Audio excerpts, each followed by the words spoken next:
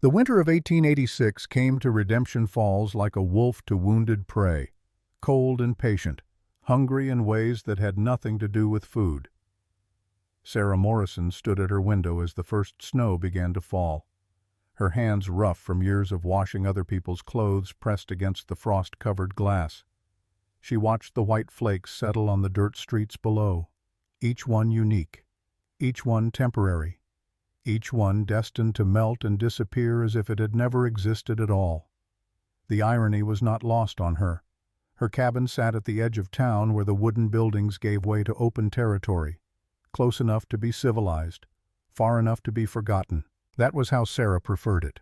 Invisible, unremarkable, a shadow that no one looked at twice. The town knew her as the quiet widow who took in mending and laundry, the woman who kept her eyes down and her voice softer, the one who had married Thomas Morrison 3 years ago in a ceremony so small that half the town had missed it entirely, the one who now lived alone in his house earning just enough to survive, bothering no one. They did not know that every morning before the sun rose, Sarah stood before a small wooden box hidden beneath the floorboards. Inside that box lay items she had not touched in 8 years, a beaded necklace made by hands long since turned to dust, a knife with an antler handle, its blade still sharp despite the passage of time, and wrapped in cloth so old it had begun to crumble a single eagle feather. These were the remnants of Nalin Chaski, strong spirit, the name her mother had given her 23 winters ago before the world had turned to blood and ash. Sarah closed the box each morning without touching what lay inside. She had learned that some ghosts were best left undisturbed, some versions of yourself were better off dead. The sewing basket beside her chair held different tools now, needles and thread, scissors and measuring tape, the weapons of a respectable widow, the instruments of survival in a world that had no place for Apache warriors, especially ones who wore the face of a woman. She picked up the shirt she had been mending. It belonged to Pastor Williams, the man who preached every Sunday about the savage Indians and their heathen ways. The man who smiled at Sarah in the street while his words from the pulpit painted her people as less than human. She repaired the tear in his sleeve with stitches so small and precise they were nearly invisible. Her mother had taught her that perfection could be a kind of invisibility, that if you were good enough, quiet enough, useful enough, people might forget what you really were. Outside, the snow fell harder. Sarah set down the mending and moved to her small kitchen. The coffee pot sat on the stove still warm from breakfast. She poured herself a cup and held it between her palms, feeling the heat seep into her skin. The burn was familiar, almost comforting. It reminded her that she could still feel something. The sound of small footsteps on the stairs made her turn. Her heart, which had been moving slow and steady, suddenly quickened. This happened every time, every single time. The fear that this would be the day someone took her away. Lily appeared in the doorway, 7 years old, with dark hair that fell past her shoulders and eyes the color of honey in sunlight. She rubbed the sleep from her face with small fists and yawned. Sarah felt the familiar tightness in her chest, love so fierce it bordered on violence, protection instinct so strong it made her hands shake. Because Lily was the secret that could destroy everything. Lily was the truth Sarah had hidden from the world. Lily was the daughter of James Chaski, warrior and husband, and the man Sarah had loved before the world had taught her that love was just another word for loss. The town believed Lily was Thomas Morrison's daughter. They believed Sarah had been pregnant when Thomas married her. They believed the child was his blood, his legacy, his continuation. They believed wrong. Lily's skin was lighter than Sarah's, a gift from some white ancestor generations back in her own bloodline. Light enough to pass, light enough to be safe. But her features carried the truth. The high cheekbones, the shape of her eyes, the way she moved with a grace that seemed too old for her small body. Sarah lived in constant fear that someone would see, someone would know, someone would ask questions that had no safe answers. "Morning, Mama." Lily's voice was soft with sleep. She climbed into the chair by the fire and pulled a blanket around her shoulders. Sarah brought her a cup of warm milk sweetened with honey. She had learned to keep her voice steady when she spoke, to hide the tremor that came from loving something so much you knew the world would try to take it from you. "Did you sleep well?" Lily nodded, sipping her milk. She watched the snow through the window with eyes that saw too much. Sarah had noticed this lately, the way her daughter studied the world, the questions that had begun to form in her young mind. It was only a matter of time. Sarah sat beside her and began to brush Lily's hair, long strokes, patient and gentle. This was their morning ritual, the one moment of the day when Sarah allowed herself to simply be a mother. Not a widow, not a woman hiding, just a mother caring for her child. Mama Lily's voice was small. "Why do we live at the edge of town?" The question landed like a stone in still water. Sarah's hand paused mid-stroke. She had known this was coming. Children always asked why. It was their nature to seek understanding. She chose her words carefully. "Because it's quiet here, peaceful. We can hear the birds in the morning." "But the other children?" Lily turned to look at her. "They live closer together. They play in the streets after school. Sometimes I can hear them laughing." Sarah's throat tightened. She resumed brushing, each stroke a prayer that her daughter would not see the fear in her eyes. "You have me. Isn't that enough?" Lily was quiet for a long moment. Then she leaned back against her mother's chest. "Yes, Mama, you're enough." But Sarah heard the lie, heard the loneliness underneath, and she hated herself for it, hated that in trying to keep her daughter safe, she had also kept her isolated, kept her apart from the world that should have been hers by right. They sat together in silence as the snow continued to fall.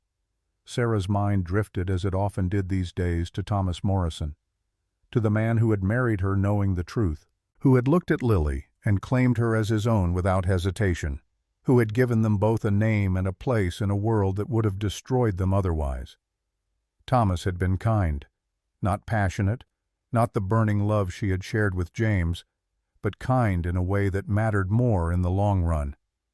He had asked for so little in return, just companionship, just someone to share the silence with.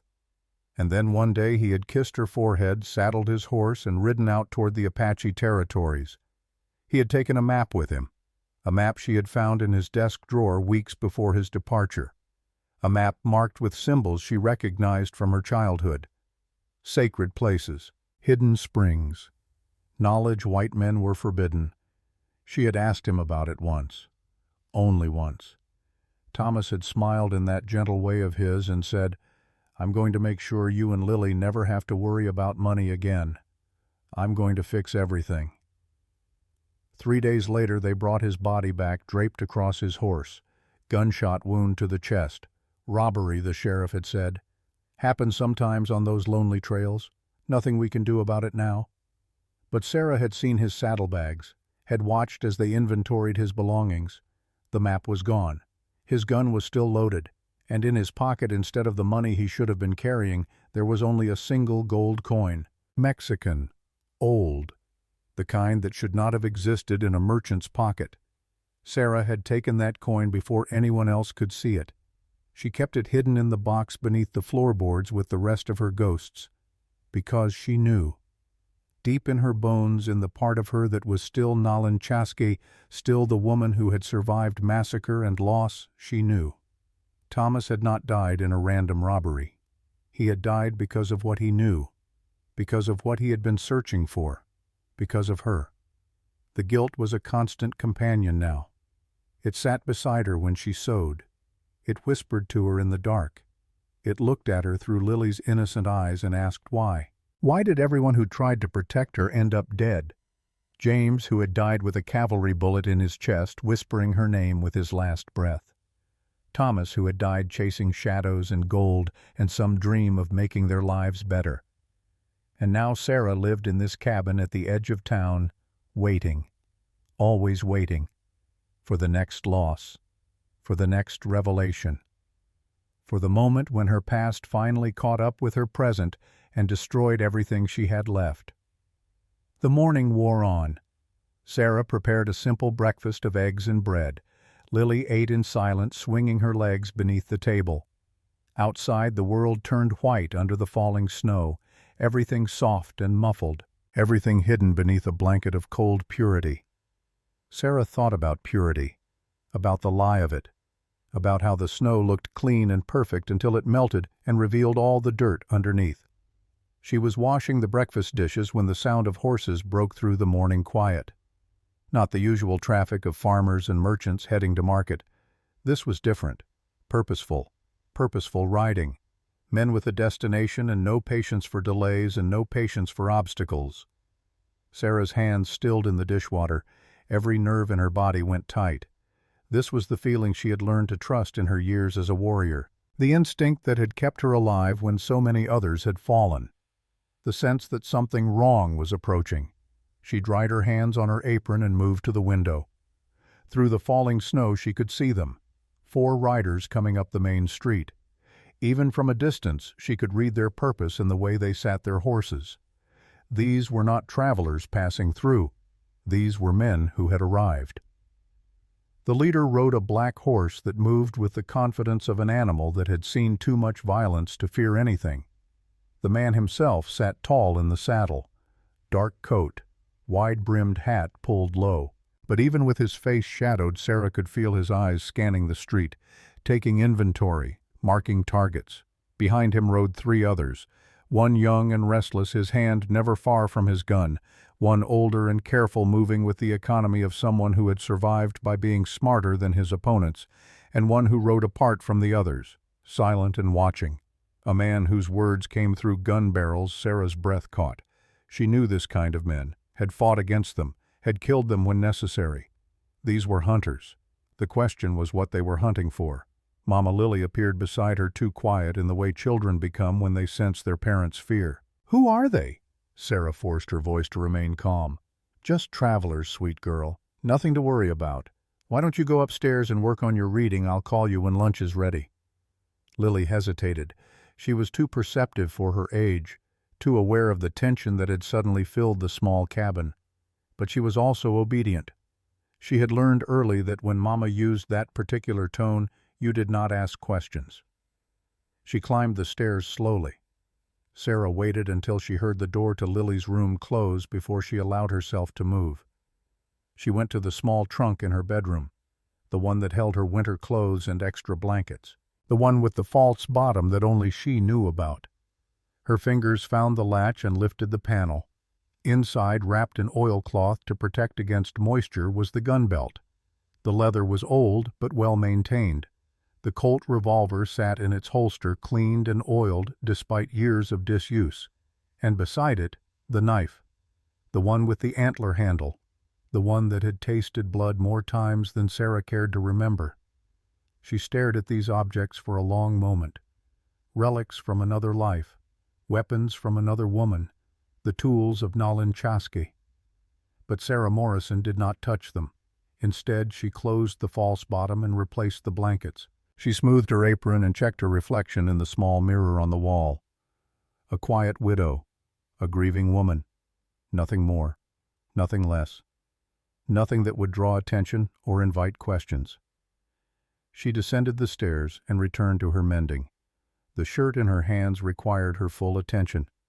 The stitches needed to be perfect, invisible.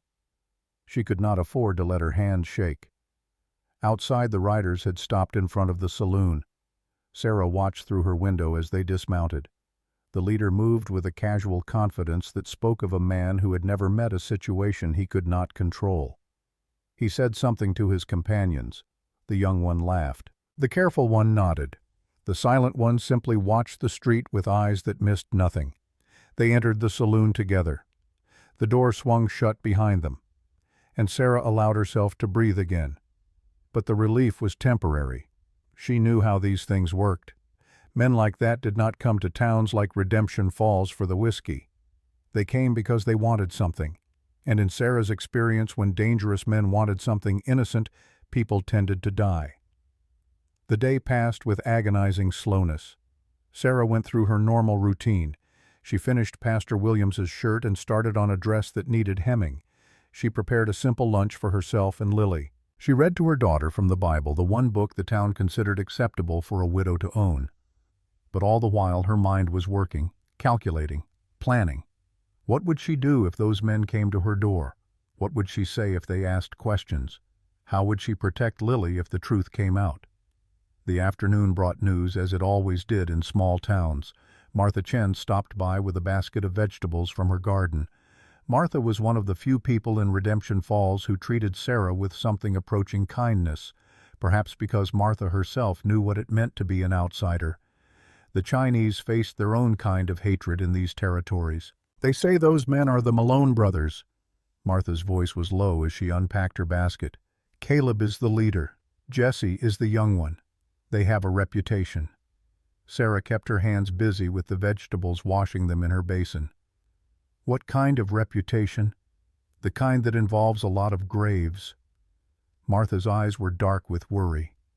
"They say Caleb is looking for something, or someone. They say he asks questions about people who used to live in Apache territories, people who might know secrets." The water in the basin rippled. Sarah's hands had started to shake. She forced them still. "Do they say what kind of secrets?" Martha shook her head, but she gave Sarah a long look, a knowing look that said she suspected more than she was saying. "Be careful, Sarah. Keep your door locked tonight. And if anyone asks you questions, you tell them you know nothing about anything. You're just a widow trying to survive." After Martha left, Sarah stood in her kitchen and felt the walls closing in. The cabin that had been her sanctuary suddenly felt like a trap. Every window was an eye, every shadow held danger. The snow that had seemed so peaceful that morning now felt like a shroud, covering the world, hiding what lay beneath. She went to check on Lily and found her daughter asleep in her chair, a book open on her lap. Sarah studied her face, the soft curve of her cheek, the long lashes resting against her skin, the gentle rise and fall of her breathing. This was everything, this small life, this innocent soul, this child who had no idea what kind of blood ran through her veins or what kind of danger that blood invited.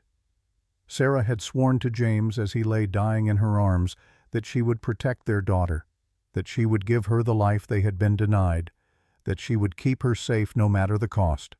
She had kept that promise so far, through massacre and loss, through marriage to a stranger and the slow death of her own identity, through years of silence and invisibility. She had kept Lily safe. But as the afternoon shadows grew long and the temperature dropped with the setting sun, Sarah felt the fragile piece of her constructed life beginning to crack. Those men in the saloon were not here by accident. Men like that never were.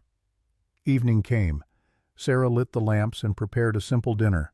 She and Lily ate in companionable silence. Afterward, she heated water for washing and helped her daughter prepare for bed.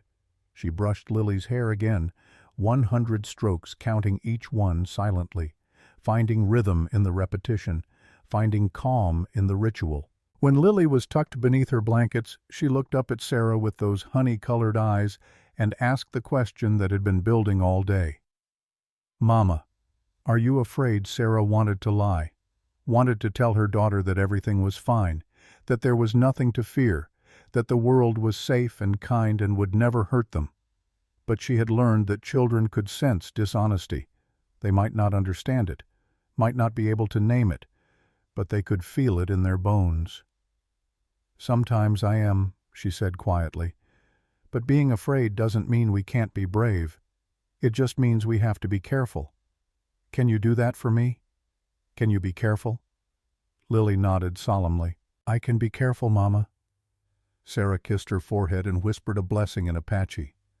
Words her daughter did not understand, but had heard every night of her life.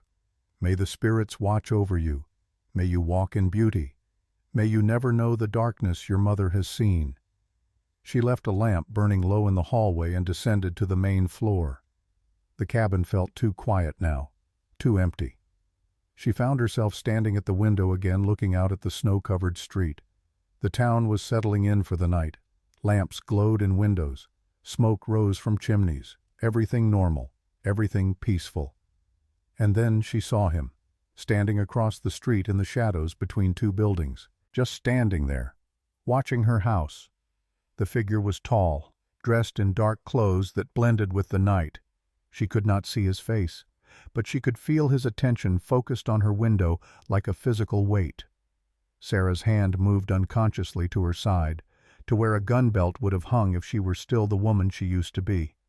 But there was nothing there except the fabric of her dress, nothing except the illusion of safety she had wrapped herself in.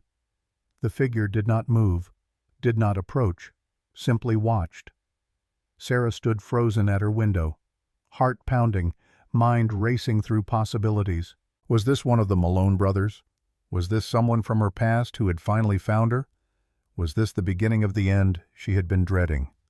Minutes passed. An hour. The figure remained, and Sarah remained.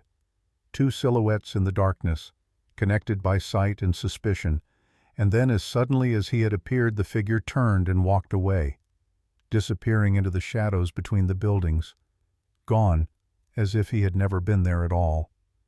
Sarah released a breath she had not known she was holding. Her legs felt weak. She sank into the chair by the window and pressed her hands to her face. This was not sustainable. This constant fear, this waiting for disaster, this half-life where she was neither fully Sarah Morrison nor fully Nalin Chasky, but some ghost caught between two worlds. She must have dozed eventually because the next thing she knew there was a soft knock at her door. Sarah jerked awake. The lamp had burned low. The fire had died to embers. Outside the world was dark and silent. Another knock. Gentle but persistent. Sarah stood slowly. She picked up the poker from beside the fireplace. Not much of a weapon, but better than nothing. She approached the door with careful steps, made her voice as steady as she could manage. "Who is it?" The voice that answered was old and familiar and sent a shock through her entire body. "It's me, Nalin. It's Gus. Open the door. Augustus Blackhawk. James's brother in all the ways that mattered. The man who had taught her to track, to hunt, to survive. She had not seen him in 4 years, had assumed he was dead or scattered with the rest of their people. Sarah's hands shook as she unlatched the door. It swung open to reveal an old man who had aged a decade in the years since she had seen him last. His face was lined with weather and hardship. His hair, once black, was now streaked with silver. But his eyes were the same, sharp and knowing, and filled with the kind of wisdom that came from surviving the unsurvivable. Gus stepped inside without waiting for invitation. He glanced around the cabin, taking in the domestic details. The sewing basket, the kitchen, the stairs leading to where a child slept peacefully. When he looked back at Sarah, there was something like sadness in his expression. "You've built a good life here." Sarah closed the door and latched it. Her voice came out harder than she intended. "Why are you here, Gus?" "Because they're coming for you." He moved to the fireplace and held his hands to the dying warmth. "The Malone brothers. They're not here by accident." Sarah felt cold spread through her chest. "How do you know?" "Because I've been tracking them for 3 months, ever since I heard they were asking questions. About James, about Canyon Diablo, about the woman who survived the massacre." He turned to face her. "They're looking for something, Nalin. Something they think you know about. Something James had before he died." Sarah's mind raced. The map Thomas had taken, the gold coin in his pocket, the secrets that had gotten him killed. It all connected in ways she had been trying not to see. "There's no gold, Gus. If that's what they think, they're wrong. James died with nothing. We all had nothing." Gus shook his head slowly. "That's not entirely true. You know it isn't. James told you about Canyon Diablo, about what his group took from the Army payroll wagon. $50,000 in gold coins. Enough to fund the resistance for years, enough to buy weapons and supplies and maybe even turn the tide." Sarah sat down heavily in her chair. Her voice was barely a whisper. "He never told me where he hid it. He died before he could say. I've been living with that knowledge for 4 years, Gus. Living with the fact that there's a fortune out there somewhere and I can't find it, can't use it, can't even confirm it exists. But others believe it exists." Gus's voice was gentle but firm. "And they think you know where it is. They think James would have told his wife, would have shared that secret with the woman he loved." Sarah looked up at him with hollow eyes. Thomas thought the same thing. That's why he went looking. That's why he died. The words hung in the air between them. Gus went very still. When he spoke again, his voice was careful. "Thomas Morrison, your husband. He died in a robbery, they said." Sarah laughed, a bitter sound with no humor in it. "That's what they said. But his saddlebags were empty except for this." She went to her bedroom and retrieved the gold coin from its hiding place. When she returned, she held it out to Gus. Mexican. Old. The kind that would have been in that army payroll wagon 4 years ago. Thomas found something. Some piece of the puzzle. And it got him killed. Gus took the coin and studied it in the lamplight. His face grew grave. "And you think whoever killed him is still looking, still hunting for the rest?" "I don't think," Sarah said quietly. "I know. Because one of those men, one of the Malone brothers, has been watching my house tonight, standing in the shadows, waiting." Gus pocketed the coin and met her eyes. "Then we need to prepare. Because when men like that decide to move, they move fast and hard, and they don't leave survivors." Sarah thought of Lily sleeping upstairs, of the peaceful life she had tried to build, of the woman she had tried to become, and she felt something inside her begin to shift, some door she had kept locked for years starting to crack open. "I have a daughter, Gus. She's 7 years old. She's James's child and she's everything to me. I can't let them hurt her. I can't let them take her." Gus's expression softened. "Then you need to remember who you were before you became Sarah Morrison. You need to remember Nalin Chaska, because that woman, that warrior, she knew how to protect what mattered. She knew how to survive." Sarah closed her eyes. She could feel it stirring inside her. The part of herself she had tried to bury. The instincts and skills and cold certainty that had kept her alive through massacre and loss. The ember that had never quite gone out, just banked beneath layers of domestic routine and forced gentleness. When she opened her eyes again, something had changed in them, something Gus recognized and nodded at with approval. "I'll need weapons. Information. Time to prepare. The weapons I can provide." Gus moved toward the door. "Information is harder, but I know this Caleb Malone is smart. Patient. He'll watch you for a few days. Try to find your weaknesses. Look for leverage. And when he thinks he has enough, he'll come for you with everything he has." Sarah stood. Her voice was steady now. Controlled. "Then we make sure he never finds my weakness. We make sure Lily stays invisible. And we make sure that when he comes for me, I'm ready." Gus paused at the door. "One more thing. The map Thomas had. The one that got him killed. Do you know where he was headed? What he was looking for?" Sarah shook her head. "It was gone when they brought his body back. Whoever killed him took it." "Then they know something." Gus's voice was grim.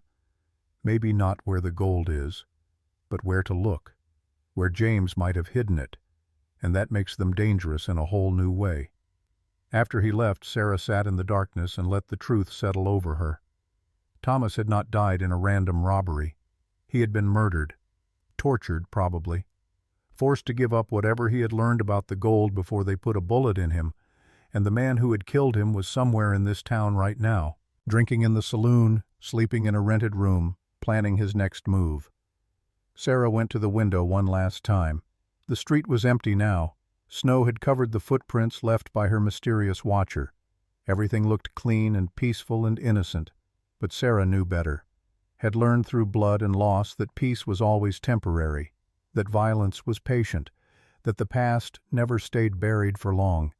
She thought about Thomas, about his kindness, his quiet strength, the way he had looked at Lily with such genuine love. He had known from the beginning that the child was not his, had known that Sarah carried secrets and scars and a past that could destroy them both. And he had married her anyway, had given her his name and his protection and asked for nothing in return except companionship, except the chance to be good, to do something right in a world that had shown him too much wrong. Now he was dead, killed trying to secure their future, trying to find the gold that would make everything safe, that would buy them a new start somewhere far from here, somewhere Lily could grow up without fear. Sarah pressed her forehead against the cold glass. The snow had stopped falling. The clouds had cleared. Above the town, stars burned in the vast darkness. Thousands of them, millions, each one a distant sun burning in the void.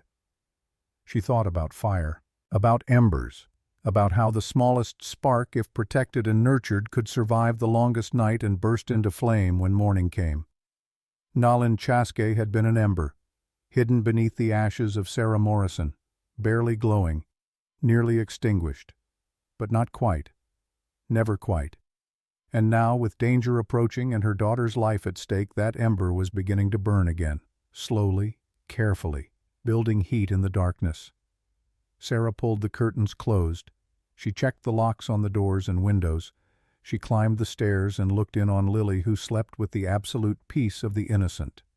The child's face was soft in the lamplight, her breathing steady and slow. Sarah stood there for a long time, memorizing that face, that peace, that innocence, because she knew with the cold certainty of someone who had seen how quickly the world could turn violent that everything was about to change.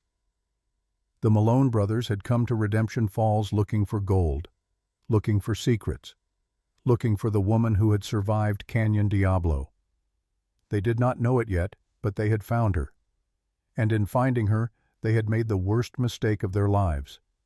Because Sarah Morrison might be gentle, might be quiet, might be everything a respectable widow should be. But Nalin Chaske, the woman who lived beneath that carefully constructed surface, was something else entirely. She was the ember that had refused to die, the spark that had survived massacre and loss and 4 years of forced domesticity.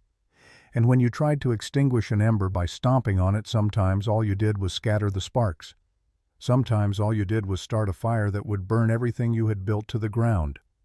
Sarah kissed her daughter's forehead, whispered her nightly blessing, and descended to the main floor with a new purpose settling into her bones.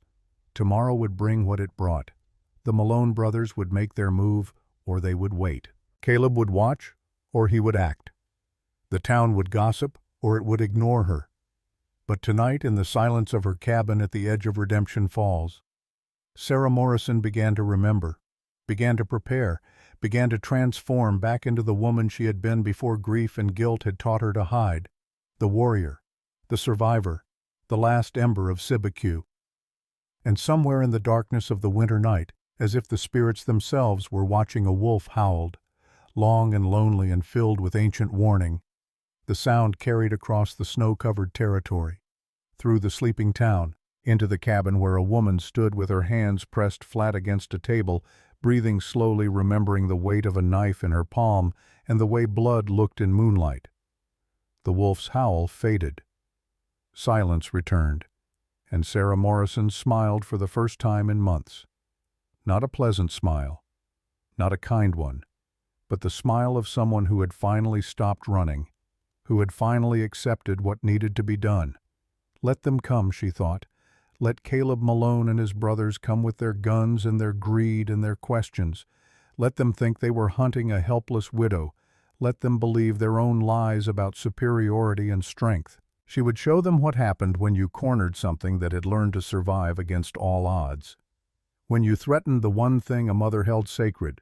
When you made the mistake of thinking that silence was the same as weakness. The ember was stirring, and soon, very soon, Redemption Falls would burn. Dawn came reluctantly to Redemption Falls, the kind of gray morning that felt less like the start of a new day and more like the continuation of a long night. Sarah had not slept. She sat at her kitchen table with a cup of coffee gone cold hours ago, her hands folded in front of her, her mind working through calculations and possibilities. Gus had left before first light. He would return tonight with weapons and information. Until then, Sarah needed to maintain her facade. The quiet widow, the harmless woman, the invisible presence that drew no attention. But invisibility was becoming harder to maintain. She heard Lily stirring upstairs and forced herself to move, to stand, to begin the morning rituals that would make everything seem normal. She started breakfast, set out Lily's clothes for the day, poured fresh water into the basin for washing.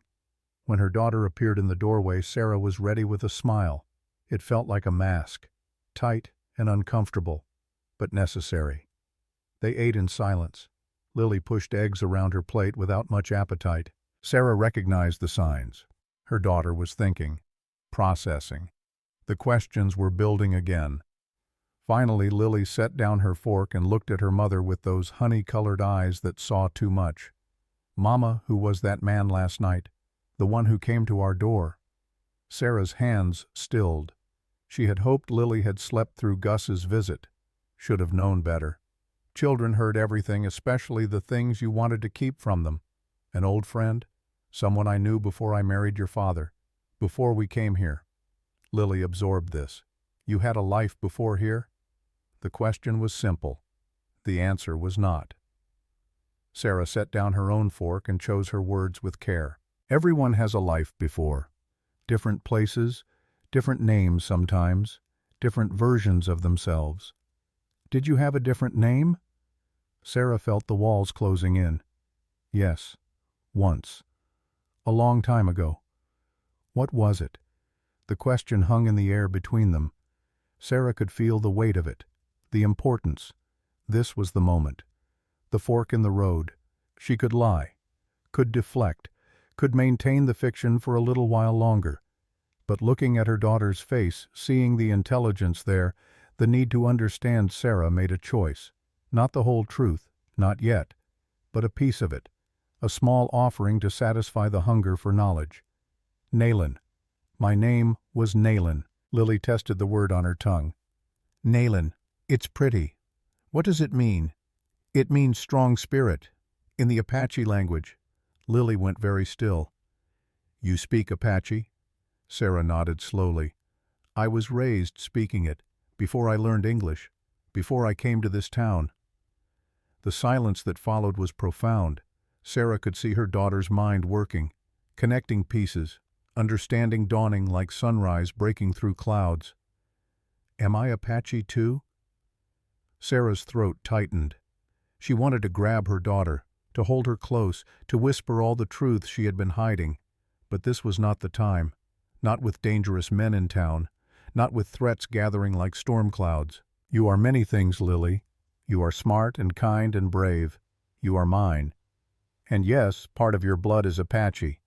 But that is not all you are. You are everything your father was, too. All the good parts of both worlds. Lily looked down at her hands. Small hands. Delicate, but strong in their own way. When she looked back up, there were tears in her eyes. Is that why the other children don't play with me? Because I'm different? Sarah felt her heart break. She moved around the table and knelt beside her daughter's chair. She took those small hands in her own and held them tight. Listen to me. You are not different in any way that matters. You are perfect exactly as you are. The other children, they don't understand. Their parents don't understand. But that is their failing, not yours. Do you hear me? Lily nodded, but the tears still fell. I just want to belong somewhere, Mama. I just want to have friends, to not feel so alone all the time. You have me. I know. But Lily's voice was small. Sometimes that's not enough. The words cut deeper than any blade. Sarah pulled her daughter into her arms and held her while she cried, and she made a silent promise to herself, to James, to the spirits of her ancestors. She would protect this child. She would give her a world where she could belong, where she did not have to hide half of who she was. Even if it meant Sarah had to become someone she had left behind. Even if it meant violence. Even if it cost everything. After breakfast, Sarah sent Lily to her room with instructions to practice her letters. Then she stood at her window and watched the town come to life. Merchants opening their shops, women hanging laundry, children running through the streets with the careless freedom of those who had never known real danger. And there across the street, leaning against the post outside the general store, was one of the Malone brothers. The young one, Jesse. He smoked a cigarette and watched her window with undisguised interest. Sarah did not look away, did not hide. She met his gaze through the glass and kept her face blank, emotionless. After a long moment, Jesse smiled. It was not a pleasant expression. It was the smile of a predator who had spotted prey and was simply waiting for the right moment to strike. He tipped his hat to her, a mockery of courtesy. Then he pushed off from the post and sauntered down the street toward the saloon. Sarah closed the curtains. Her hands were shaking. Not from fear, from rage. From the effort it took to maintain control when every instinct screamed at her to act, to eliminate the threat before it could grow larger. But she was not that woman anymore. Could not afford to be. Not yet. The morning dragged on. Sarah tried to focus on her mending but found herself stabbing the needle through fabric with more force than necessary. She had to start over twice because her stitches were uneven, sloppy, the kind of work that would draw comment and criticism. Around noon, Martha Chen appeared at her door with a basket of bread and worried eyes. She stepped inside quickly and closed the door behind her. "They're asking questions." Martha's voice was low. "The Malone brothers. They went to the saloon last night and started buying drinks for anyone who would talk, asking about newcomers to town, about widows, about women with children who might have come from the territories." Sarah's stomach tightened. What did people tell them? Most folks didn't have much to say. "But Pastor Williams, he mentioned you, said you'd arrived 3 years ago with Thomas Morrison, that you'd been quiet and kept to yourself, that no one really knew much about you before the marriage." Sarah closed her eyes. Of course, the pastor with his suspicions and his sermons about heathens, the man whose shirt she had mended with invisible stitches, he would be the one to point them in her direction. Martha reached out and touched her arm. "There's more. This morning Caleb Malone went to the sheriff's office, spent an hour talking with Sheriff Thompson. When he came out, the sheriff looked nervous, kept wiping his hands on his pants like they were dirty." "What does that mean?" "It means Caleb is establishing authority, making sure the law knows not to interfere." Martha's face was grim. "Sarah, I don't know what's happening, don't know what those men want or why they're here, but I know danger when I see it, and you're in danger." Sarah wanted to tell her the truth, to unburden herself of the secrets and lies. But she could not. Some knowledge was too dangerous to share. Instead she said, "I appreciate the warning. I'll be careful." Martha studied her face for a long moment. Then she nodded slowly. "You know how to protect yourself, don't you? You're not really what you pretend to be." It was not a question. It was a statement. Sarah met her eyes and saw understanding there. Recognition. Martha might not know the details, but she knew the truth. That Sarah Morrison was a fiction, a disguise worn by someone else entirely. "I know how to survive," Sarah said quietly. "I've had a lot of practice." Martha squeezed her arm once. "Then you do what you need to do. And if you need help, if you need someone to watch Lily, or provide an alibi, or just stand beside you, you come find me. We outsiders need to stick together." After she left, Sarah stood in her kitchen and felt the weight of that simple kindness. In a town full of people who looked at her with suspicion or pity, Martha saw her, really saw her, and offered friendship without conditions or judgment. It was a gift Sarah had not realized she needed until that moment. The afternoon brought another visitor, this one unwelcome. There was a knock at her door, firm and demanding. Sarah checked that Lily was still occupied upstairs before she answered. Caleb Malone stood on her porch. Up close, he was older than she had first thought, maybe 40. Lines around his eyes that spoke of years in the sun. A scar along his jawline that had healed white against tanned skin. He removed his hat and held it politely. "Mrs. Morrison." His voice was smooth, educated, not what she expected from an outlaw. "I apologize for the intrusion. I'm Caleb Malone. My brothers and I are passing through town and I wanted to introduce myself to the residents." Sarah kept her hand on the doorframe, kept her body blocking the entrance to her home. "Mr. Malone, welcome to Redemption Falls. I'm afraid I don't have much to offer by way of hospitality. I'm a widow living on limited means." "Of course. Of course." Caleb's smile was practiced. Easy. A practiced smile that had deceived many people he was harmless. But his eyes were sharp, calculating, taking in every detail of her appearance, her home, her defenses. "I wouldn't dream of imposing. I simply wanted to make your acquaintance. It's always wise to know one's neighbors, even temporary ones." Sarah inclined her head. "How long do you plan to stay in Redemption Falls?" "That depends.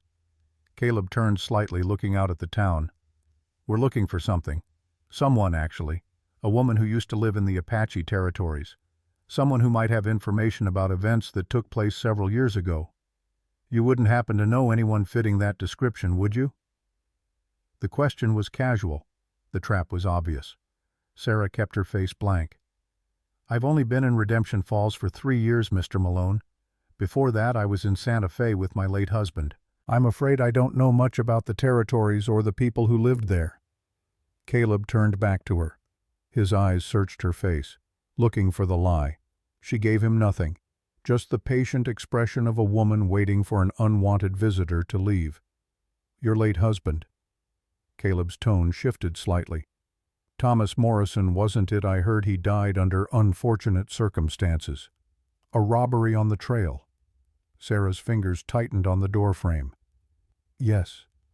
It was tragic. He was a good man." "I'm sure he was." Caleb put his hat back on, adjusted it carefully. "Tell me, Mrs. Morrison, did your husband ever speak to you about his travels, about places he went or people he met? He was a merchant, Mr. Malone. He traveled to many places and met many people. Is there something specific you're asking about?" Caleb smiled again. This time it did not reach his eyes. "Just curious.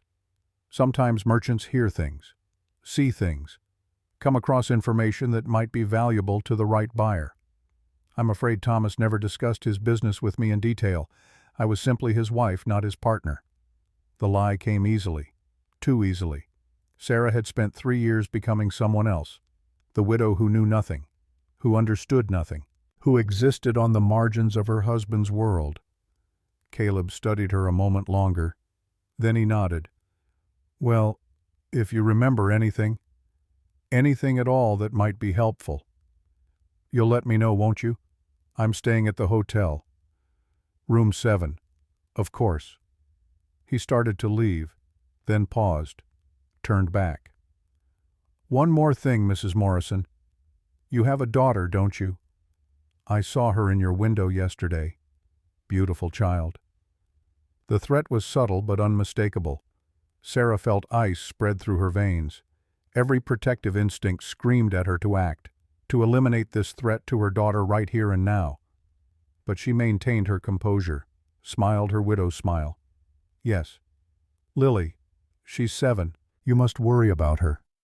Caleb's voice was soft, almost sympathetic. Raising a child alone in these territories. So many dangers, wild animals, accidents, bad men who might take advantage of a woman without protection. It would be terrible if anything happened to her. Sarah met his eyes. Let him see just a flash of what lay beneath her careful mask. Let him glimpse the woman who had survived massacre, who had killed when necessary, who would burn the world to ash before she let anyone harm her child. "Mr. Malone." Her voice was quiet, deadly. "I appreciate your concern for my daughter's welfare, but I assure you I am perfectly capable of protecting what's mine. Anyone who threatens my child would learn very quickly that I am not as helpless as I might appear." The air between them crackled with tension. For a moment recognition flickered in Caleb's eyes. He had seen it.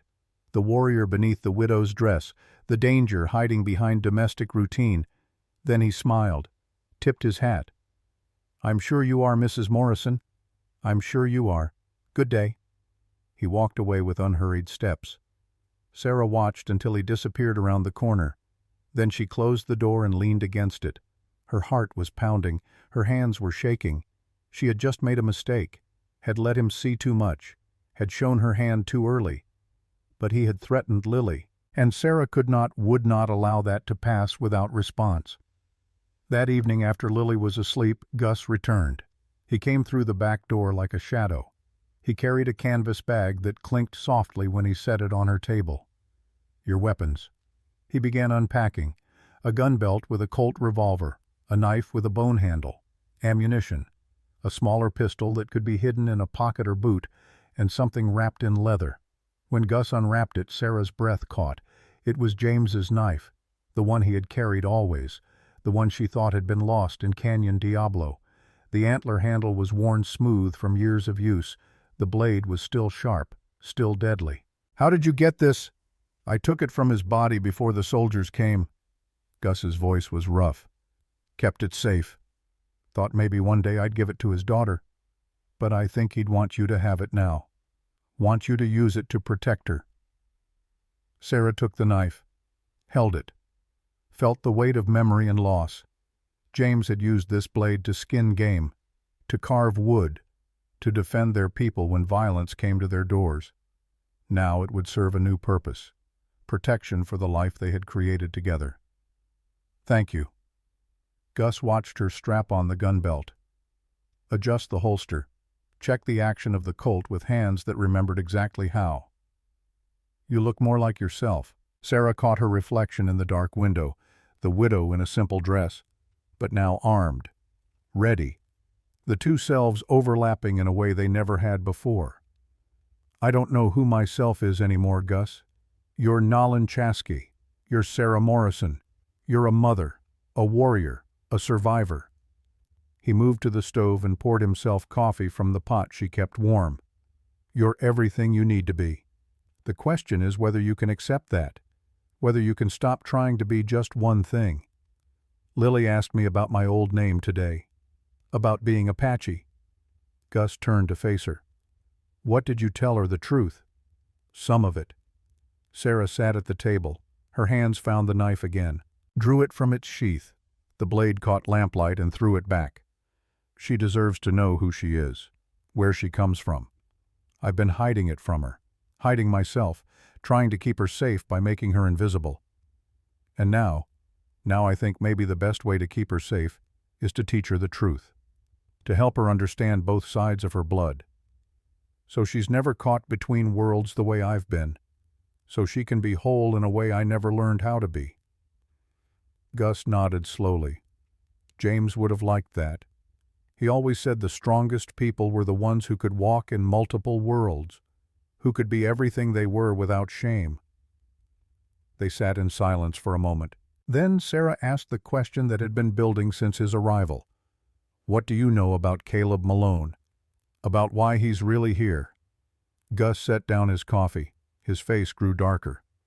"Caleb was 10 years old when Apache raiders attacked his family's ranch, killed his parents, killed his sister. He survived by hiding in a root cellar, listening to everything that happened above him. When the soldiers finally found him 3 days later, he was nearly mad from thirst and terror." Sarah felt something twist in her chest. "He's been hunting Apache ever since." "Not hunting," Gus corrected. "Obsessing. He joined the army as soon as he was old enough, became a scout, learned Apache languages, Apache ways, tracked down the men who killed his family and everyone who rode with them. Then he started tracking down anyone who might know anything about Apache gold, Apache treasures, Apache secrets. He convinced himself that if he could find the gold from Canyon Diablo, it would mean something, would make his family's deaths matter." Sarah closed her eyes. "So he's broken, driven by grief and rage, just like I was. The difference is you learn to channel it, to survive and build and protect." Gus's voice was gentle. "Caleb only knows how to destroy. He thinks finding that gold will heal him. But all it will do is prove that revenge is empty, that no amount of money can bring back the dead." "How did Thomas get involved in this?" "That's the question I've been trying to answer." Gus pulled out a worn notebook. "I've been tracking Caleb's movements. 6 months ago he was in Santa Fe, asking questions at the trading posts, showing people a sketch of a map. Some of the marks on that map matched places James mentioned to me before he died. Sacred springs, hidden canyons. I think Caleb found someone who knew about the gold, someone who gave him partial information, enough to start looking. And Thomas overheard something, or saw something. Sarah's mind was working now, processing. He was a merchant. He traded with everyone. Apache, Mexican white settlers. He would have heard rumors, stories. Maybe he put pieces together that others missed. And once Caleb knew Thomas had information, he would have done anything to get it. Gus's expression was grim. Thomas wasn't killed in a robbery, Nayland. He was tortured. They took their time with him, made him talk, and when they realized he didn't actually know where the gold was, just suspected where it might be, they killed him anyway. Sarah stood abruptly. Her chair scraped against the floor. She moved to the window, pressed her forehead against the cold glass. I should have seen it, should have known, the way his body looked, the wounds, but I was so lost in grief I didn't ask the right questions. You were protecting Lily, protecting yourself. That's not weakness. That's survival. Sarah turned to face him. Her voice was hard now. Certain. He's not going to stop. Caleb, he's convinced I know something, that I have the information he needs, and he's willing to hurt Lily to get it. Gus nodded. Which means you need to be ready. Need to remember everything you were, everything you can do. Sarah looked down at the gun belt, at James's knife, at the weapon she had put aside years ago. She thought about the woman she had been, Nolan Chaske, the warrior who had fought beside men and proven herself in blood, the survivor of Canyon Diablo. And she thought about the woman she had become, Sarah Morrison, the mother who baked bread and sang lullabies, who had learned patience and strategy from years of domestic routine. Maybe Gus was right. Maybe she did not have to choose. Maybe the strongest version of herself was both women working together. The warrior's skills guided by the mother's purpose. Teach me again. Her voice cut through the quiet. Everything I've forgotten, everything I've let myself forget. I need to be ready when he comes. Gus smiled. It was a hard expression. Proud. Now you sound like James's wife. Like the woman who held off 6 cavalry soldiers while pregnant. Like the fighter who survived when everyone else died. That woman made mistakes, got people killed. That woman was young and learning. Gus stood. The woman you are now has something she didn't have then. You have experience, patience, understanding of consequences. You're not fighting for glory or revenge. You're fighting to protect your daughter. That makes you more dangerous than you've ever been. Over the next hour, Gus worked with Sarah, testing her reflexes, her memory. He showed her how to draw the Colt from its holster, how to aim and fire in one smooth motion, how to use the knife in close combat. The movements came back faster than she expected, muscle memory overriding years of disuse, but she was slower than she had been, older, softer from years of domestic life. Gus did not lie to her about it. You'll need to practice every day, build back your strength, your speed, and you'll need to think strategically. Use the environment. Use surprise. You can't go toe-to-toe with Caleb and his brothers, but you can outsmart them. Sarah nodded. She was breathing hard from the exertion, sweating despite the winter cold, but she felt more alive than she had in years, more present, more herself. There's something else you need to know. Gus's tone changed, became more serious. Luther Kane, the man riding with the Malones. He's Apache, half anyway, but he turned against his own people years ago. Works as a tracker and killer for anyone who pays. He'll be the most dangerous one. He'll recognize you for what you are, what you were. Sarah absorbed this information. Another complication, another threat. How do I handle him? You don't. Not directly. Gus's voice was firm. Luther is a professional, trained, deadly. Your only advantage is that he thinks Apache women are weak, thinks we keep them soft and protected. Use that. Let him underestimate you until you can't. They worked until near midnight. Then Gus prepared to leave. He would camp in the hills above town, watch the Malone brothers, gather information. He would return every few nights with updates. At the door he paused. There's one more thing. The gold. James did hide it, but not where anyone would think to look. He told me once, drunk and maudlin, that he'd put it somewhere the white men would never desecrate, somewhere sacred to them, not to us, to them. What does that mean? Gus shrugged. I don't know. I never asked. But maybe it's worth thinking about. Where would a white settlement consider sacred? Where would they never destroy or disturb? After he left, Sarah stood in her dark kitchen with those words echoing. Sacred to white men, not to Apache. She thought about Redemption Falls, about its buildings and businesses, about the structures that gave the town its identity, the church. The answer hit her like a physical blow. James had hidden the gold in the church, in the very building where the town gathered to pray and worship, where they sang hymns and spoke of God and civilization. He had taken the spoils of war and buried them in the heart of the enemy's sacred space. It was brilliant, audacious, the kind of act that would have appealed to James's sense of irony, the conquerors worshipping above the gold they had stolen, never knowing it rested beneath their feet.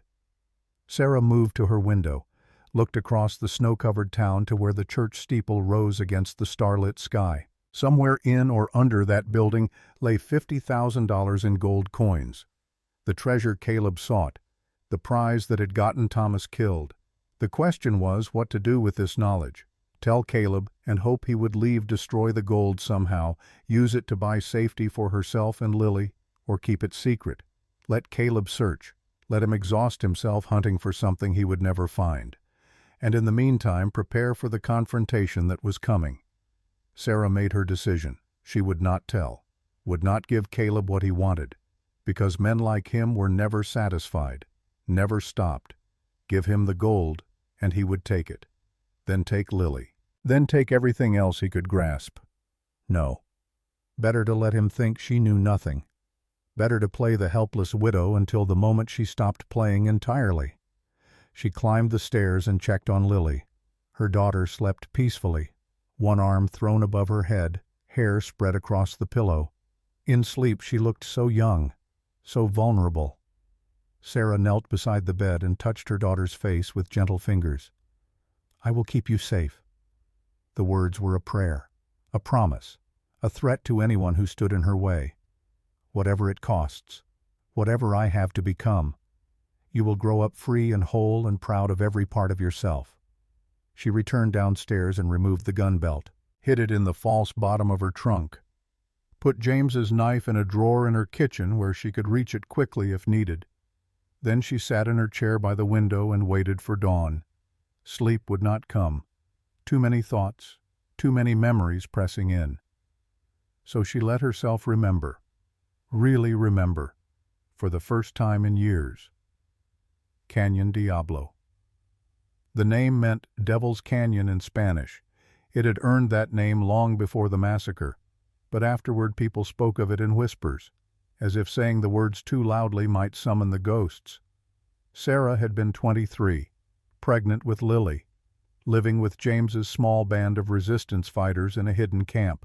They had been so careful, so quiet, taking only what they needed, avoiding direct confrontation with the army, trying to survive in a world that had decided they had no right to exist. But someone had betrayed them, told the soldiers where to find the camp, maybe for money, maybe for safety, maybe just because they were tired of running and thought cooperation would buy them mercy. It had not. The soldiers came at dawn, just like in the stories, always at dawn when people were most vulnerable, most human, least prepared for violence. Sarah remembered the sound of hoofbeats, the shouting, James pushing her toward the canyon wall, toward the hidden trail that would lead to safety, telling her to run, to save herself and their unborn child. She had not wanted to run, had wanted to fight beside him, but he had grabbed her face in his hands, looked into her eyes with such intensity. "Live. Take our child and live. Promise me." So she had promised, had fled while the people she loved fought and died, had climbed that narrow trail with bullets ricocheting off rocks around her, had hidden in a crevice barely wide enough for her body, had pressed her hands over her mouth to silence her breathing while below the massacre continued. She had watched James fall, watched him take 3 bullets and still keep fighting, keep trying to give others time to escape. He had looked up at one point. Their eyes had met across the distance, and she had seen him smile, satisfied that she was safe, that she would survive. Then a soldier had shot him in the head, and he had fallen and not risen again. Sarah had stayed in that crevice for 2 days, not moving, not eating, not drinking, just hiding while the soldiers searched, while they burned the bodies, while they celebrated their victory over the savages. When they finally left, she had climbed down, walked through the ashes, found James's body among the others. The soldiers had taken everything of value: weapons, food, supplies, but they had left the bodies to rot under the desert sun. Sarah had taken his knife, the only thing they had missed. Then she had walked, pregnant and alone and half-mad with grief. She had walked for 3 days until she collapsed outside a mission. The nuns had saved her, had nursed her back to health, had helped her give birth to Lily 3 months later. And Sarah had buried Nalin Chasky in that mission, had taken the name they gave her, had learned to be quiet and obedient and everything an Indian woman should be in the white man's world, grateful for scraps, accepting of charity, invisible. Until Thomas Morrison had arrived at the mission looking for seamstresses, had seen her working, had offered her employment in Santa Fe, and slowly, carefully had offered more: companionship, protection, a way forward that did not require her to stay trapped in the mission forever. He had known, from the beginning, had seen through her disguise to the warrior underneath, and he had loved her anyway, not despite her past but including it, accepting all of who she was. And now, he was dead too, killed by the same greed and violence that had taken James, killed because he had tried to protect her and Lily, tried to secure their future. Sarah stood and moved to her bedroom. She opened the trunk and retrieved the gun belt, strapped it on properly this time, checked the Colt, felt its weight settle against her hip like an old friend greeting her after years apart. She would not let anyone else die for her, would not let anyone else sacrifice themselves to keep her safe. From now on she would be the one who fought, who protected, who made the hard choices and paid the prices, because she was done hiding, done pretending, done being Sarah Morrison, the helpless widow. Nalin Chasky was waking up, and she remembered exactly how to make men like Caleb Malone regret the day they were born. 3 days passed. Sarah maintained her routine but added new elements: early morning practice with Gus in the hills, afternoon drills with the knife while Lily napped, evening meditation to quiet her mind and sharpen her focus. She felt herself changing, growing harder, more focused, the softness of domestic life burning away like morning fog under harsh sunlight. Lily noticed. Of course she did. Children always noticed. "You're different, Mama," she said it one evening while Sarah was preparing dinner. "You seem taller somehow, stronger." Sarah paused in her work, looked at her daughter, made a decision. "Come here." She led Lily to the bedroom, opened the trunk, showed her the gun belt, the knife, the weapons of Nalin Chasky. "Before I was your mama, before I was Sarah Morrison, I was someone else, a fighter, a warrior. I put that person away because I thought being her would endanger you, but now I think hiding her might be more dangerous. So, I'm going to be both. The mama who loves you and the warrior who protects you. Can you understand that Lily touched the gun belt with careful fingers, like my real papa and my other papa? I can have both, remember both, love both." Sarah felt tears sting her eyes. "Yes, exactly like that. We don't have to choose just one part of ourselves. We can be everything we are." Lily looked up at her. "Will you teach me, when I'm older, how to be strong like you?" Sarah pulled her daughter close. "Yes, I'll teach you everything. How to fight and how to heal. How to be fierce and how to be gentle. How to survive in this world while keeping your soul intact." They held each other while outside the sun set behind Thunder Ridge, painting the snow-covered landscape in shades of blood and gold, the colors of endings and beginnings. That night the Malone brothers made their move. It started with a scream, high and terrified, coming from the direction of town. Sarah was at her window instantly, gun in hand, scanning the street. She saw Jesse Malone dragging young Tommy Chen out of the general store. The boy was fighting, kicking and screaming, but Jesse was too strong, too brutal. He threw the child into the mud and drew his gun. Martha Chen appeared in the doorway, saw her son on the ground, saw Jesse standing over him. She moved without thinking, threw herself between them. Jesse laughed. The sound carried in the cold night air. Then he struck Martha across the face with the barrel of his gun. She fell beside her son, blood streaming from a cut above her eye. Sarah was moving before conscious thought.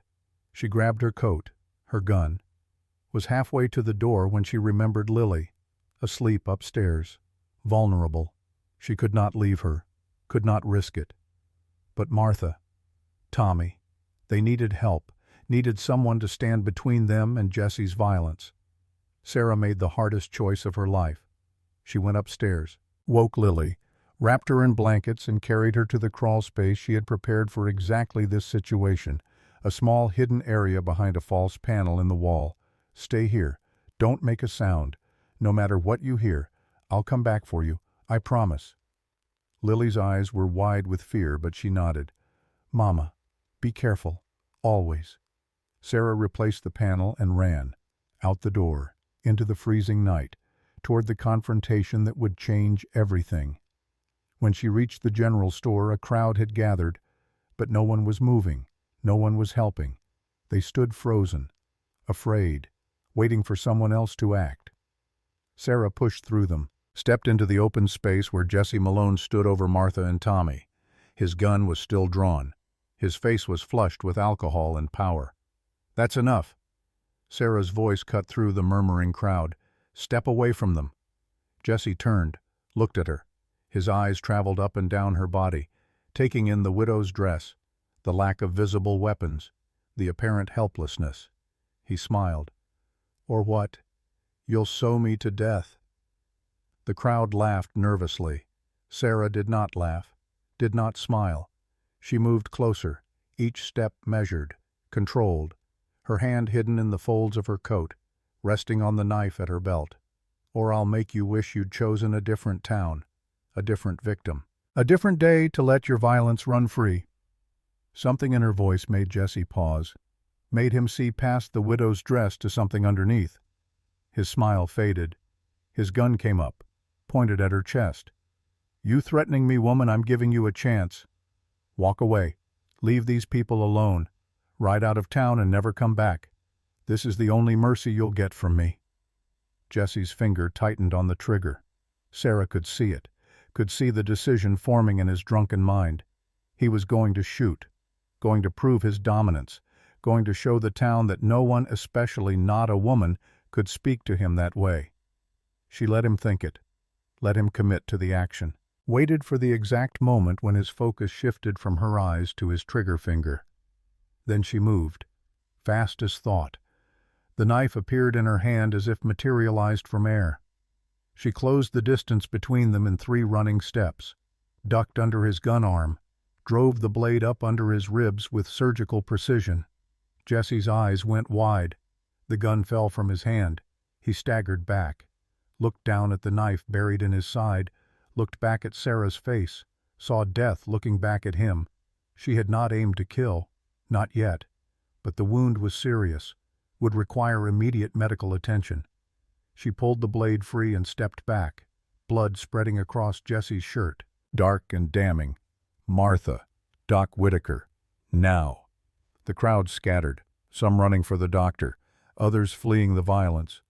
Martha struggled to her feet, grabbed Tommy, looked at Sarah with something like awe. Thank you. Her voice was shaking. Thank you.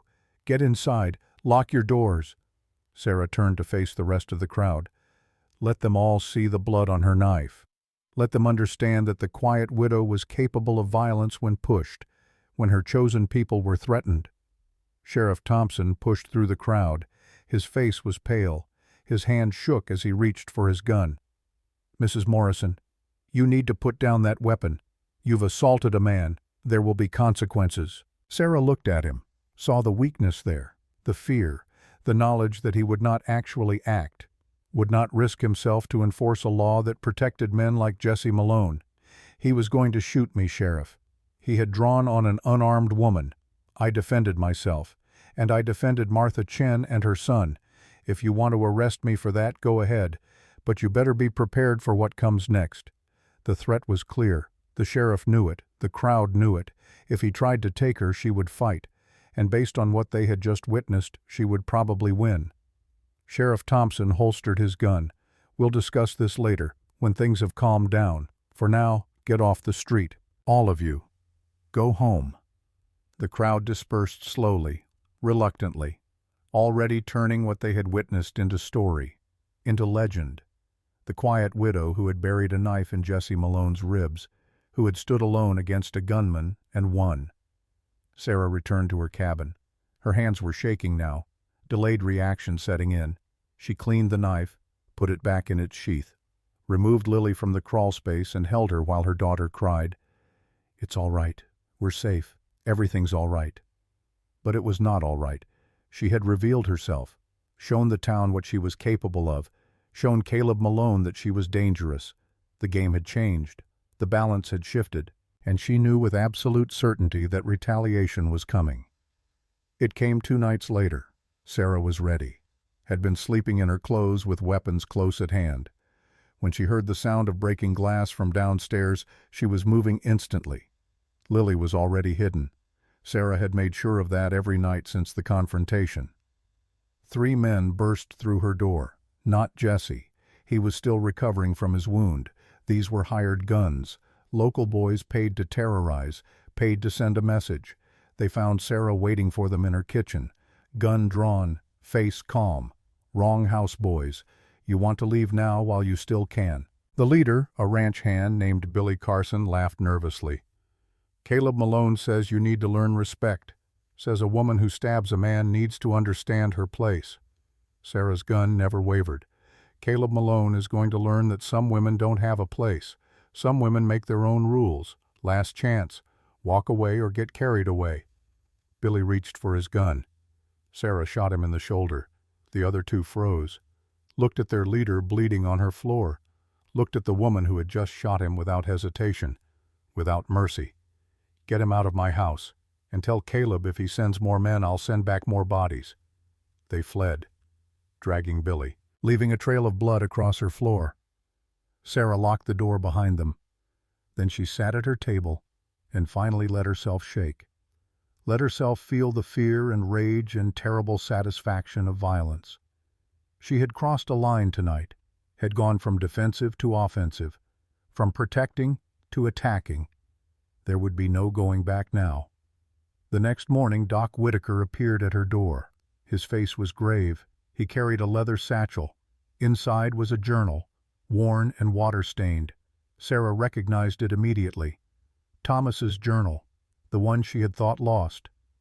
He left this with me, asked me to give it to you if anything happened to him. Doc's voice was gentle. I should have given it to you sooner, but I was afraid. Afraid of what it contained. Afraid of making things worse. Sarah took the journal with trembling hands, sat at her table and began to read. Thomas's handwriting, his thoughts, his plans, his observations about her, about Lily, about the gold.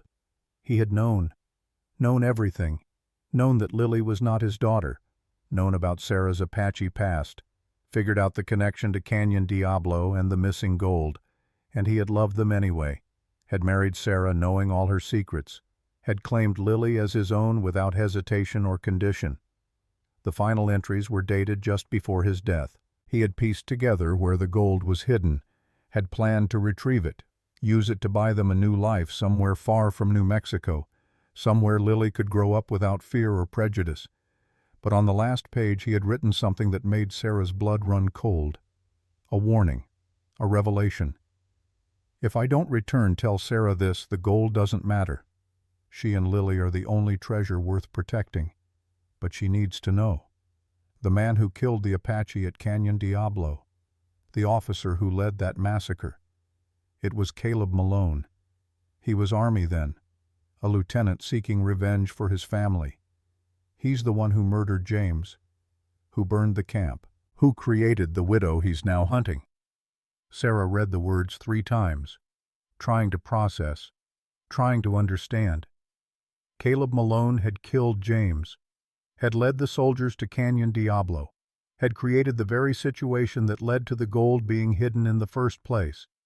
And now he was hunting for it, hunting for her, completing a circle of violence that had started with his family's death and wound through years of bloodshed and loss.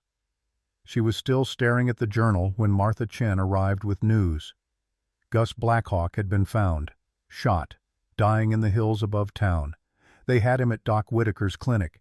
He was asking for Sarah, had something important to tell her. Sarah ran, left the journal on her table, ran through the streets not caring who saw her or what they thought. Gus lay on Doc Whitaker's examination table. His chest was wrapped in bandages already soaked through with blood. Luther Kane's work. Professional. Precise. Meant to kill slowly. Nayland. His voice was weak. She took his hand, held it tight. I'm here. Listen. The gold. James told me, just before the end. Not in the church. Under it. The old Spanish mission that stood there first. They built the new church on top. Never knew. He's been hiding it in plain sight for 4 years. I know. I figured it out. Gus coughed, blood on his lips. More than that. The gold. James did something. Melted most of it down, cast it into bullets, Apache bullets, to fight back. Only kept enough to help his family. To help you. 50,000 became 5,000. The rest is scattered, lost, never to be recovered. Sarah felt the revelation settle. The gold Caleb sought did not exist. Not in the form he imagined. James had turned treasure into weapons, had chosen resistance over riches, chosen to fight rather than flee. Does Caleb know? No, but Luther does. He'll tell him. Soon. And when Caleb learns the gold is gone, that his family died for nothing, that all his hunting has been for a lie. Gus's grip tightened on her hand. He'll burn this town down, kill everyone, make it all mean something by destroying everything in his path. Then I'll stop him. Gus smiled, blood staining his teeth. My brother's wife. Still fighting, still surviving. James would be proud. Gus, stay with me. But he was already gone, eyes fixed on nothing, hand going slack in hers. Another death. Another loss. Another person who had tried to protect her and paid the ultimate price. Sarah closed his eyes, whispered a prayer in Apache. Then she stood, walked out of the clinic, stood in the street and looked up at the church steeple rising against the gray sky. $5,000 in gold, hidden beneath the church. Enough to start over, enough to run, enough to buy Lily safety and freedom and a future without fear. Or enough to burn, to destroy, to deny Caleb the satisfaction of finding even a fraction of what he sought. Sarah made her choice. She would not run, would not hide, would not let Caleb Malone win by scattering in fear. She would end this, here, now, in Redemption Falls. But she would not do it alone. She would teach this town to stand, to fight, to protect itself. And then she would face Caleb with everything she was, both the widow and the warrior, both Sarah and Nayland. Whole at last, complete. The ember had become a flame, and soon Redemption Falls would see what happened when you tried to extinguish a fire by stamping on it. All you did was spread the burn. Gus Blackhawk died as the sun set behind Thunder Ridge. Sarah stayed with his body until Doc Whitaker came to prepare it for burial. She sat in silence, her hand on his cold chest, feeling the stillness where breath and heartbeat used to be. Another warrior gone. Another link to her past severed. Another sacrifice made in the name of protecting her. The weight of it threatened to crush her. Doc Whitaker entered quietly. He carried clean linens and the respectful efficiency of a man who had tended too many dead. He paused when he saw Sarah's face, saw something there that made him keep his distance for a moment longer. He was a good man, Doc said softly. Came to see me 3 days ago. Knew he was being followed. Knew it would probably end like this. He wasn't afraid. Sarah's voice was hollow when she spoke. He should have run. Should have left me to handle this alone. He said you'd say that. Doc began his work with gentle hands. Said to tell you that some things are worth dying for, that protecting family, even chosen family, was what made us human instead of animals. Sarah stood. Her legs were stiff from sitting so long in one position. Her mind felt equally rigid, locked into patterns of guilt and grief that had become too familiar over the years. She had lost so many people. James, Thomas, now Gus. Everyone who tried to stand between her and danger ended up in the ground. Maybe the problem was her. Maybe she was cursed. Maybe loving her was a death sentence. Doc Whitaker looked up from his work. His eyes were kind but firm. Don't do that to yourself. Don't make their choices about you. Gus chose to help because that's who he was. Thomas chose to love you because you were worth loving. James chose to fight because freedom mattered. Their deaths are tragic, but they're not your fault. Sarah wanted to believe him, wanted to let herself off the hook, but the weight of responsibility sat too heavy on her shoulders. She nodded without conviction and left the clinic. Outside, the town was settling into evening routines, lamps being lit, doors being locked. The ordinary rituals of people who believed they were safe, who did not know that violence was gathering like a storm, that tomorrow or the next day would bring fire and blood. Sarah walked home slowly. Her mind was already working through possibilities, through strategies. Gus had told her about the gold being melted into bullets, about Caleb's obsession and coming rage, about Luther Kane's professionalism and deadly skills. She could run, take Lily, and disappear into the night. Head for California or Oregon. Change their names again, build another life in another town. Keep running forever from a past that refused to stay buried. Or she could stand, could face what was coming, could force a confrontation on her terms in a place of her choosing, could end this cycle of violence once and for all. The choice should have been easy. Safety for Lily should outweigh everything else. But Sarah was tired of running, tired of hiding, tired of being half a person, half a life, always looking over her shoulder. She reached her cabin as full dark settled, found Martha Chen sitting on her porch. The Chinese woman stood when Sarah approached. Her face showed the bruises from Jesse's attack. Her eyes showed something harder, something that had not been there before. "I heard about Gus." Martha's voice was steady. "I'm sorry. Thank you." Sarah unlocked her door. Martha followed her inside without invitation. They had moved beyond the need for social pleasantries, beyond the careful dance of acquaintances. Violence had a way of stripping away pretense, of revealing who people really were when the masks came off. What happens now? Martha sat at the kitchen table while Sarah put water on for coffee. Do you run? Do you fight? Do you try to negotiate? Sarah measured coffee grounds with mechanical precision. Her hands were steady despite the turmoil in her mind. I don't know. Every choice feels like the wrong one. Then let me make it easier. Martha leaned forward. Tommy and I were staying. This is our home, our store, our life. If Caleb Malone wants to burn it down, he'll have to go through me. And if you decide to fight, we'll fight beside you. Sarah turned to face her. You don't owe me anything. What I did for Tommy, that was just being human. You don't have to risk your life because of it. I'm not doing it because I owe you. Martha's eyes were fierce. I'm doing it because I'm tired. Tired of being afraid. Tired of watching men like Jesse hurt whoever they want. Tired of hiding and hoping they'll leave us alone. You showed me something the other night. You showed me that one person standing up can make a difference. That being afraid doesn't mean being helpless. The words settled into Sarah like seeds finding soil. She had thought her violent response to Jesse was a mistake, a revelation that would make her a pariah. But Martha saw it differently, saw it as inspiration, as permission to be more than a victim. There are others who feel the same. Martha continued. Doc Whitaker, young Pearl Sullivan, even some of the men. They're scared, but they're angry too. They want to do something. They just need someone to show them how. Sarah poured coffee for them both, sat across from Martha, studied the bruises on her face and thought about all the bruises that never showed, all the wounds that fear and helplessness carved into the soul. If we fight, people will die. Maybe us, maybe our children.